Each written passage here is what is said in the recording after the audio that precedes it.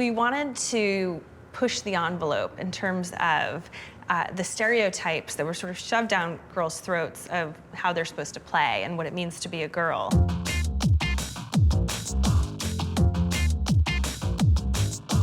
Today, I'm in Oakland, California to meet up with Debbie Sterling, the founder and CEO of the toy brand GoldieBlox. This engineer turned entrepreneur has made it her life mission to level the playing field for girls and offer them a different kind of role model than Barbie.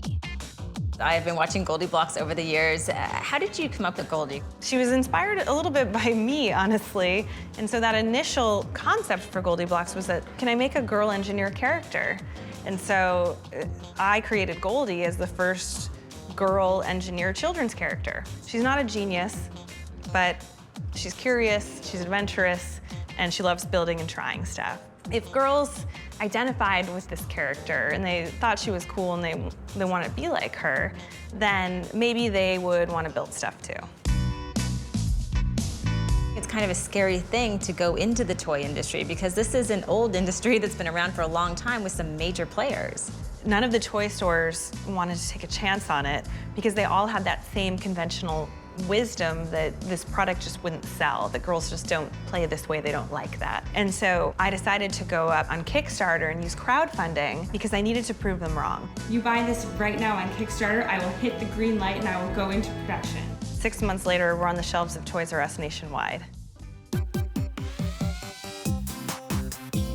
So this is called Invention Mansion. You know, every girl kind of grows up with a big dollhouse. I had a big pink Victorian. I had one of those as well. We kind of wanted to take the classic dollhouse with a Goldie twist. The way that this whole process starts, first actually, we're starting with cardboard, figuring out the tab system, figuring out a whole language for how this is gonna work.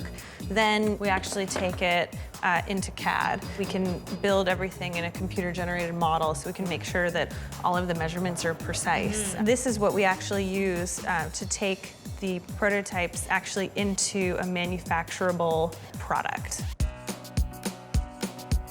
What do you think is the one lesson that you learned early on that helped to make GoldieBlox a success? What I learned, actually, the difference between an inventor and an entrepreneur.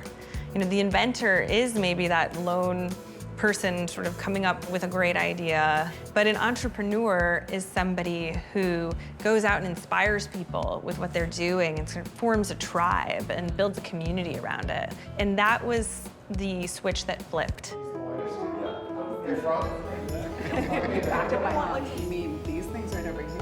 What has been the most rewarding part of your journey so far?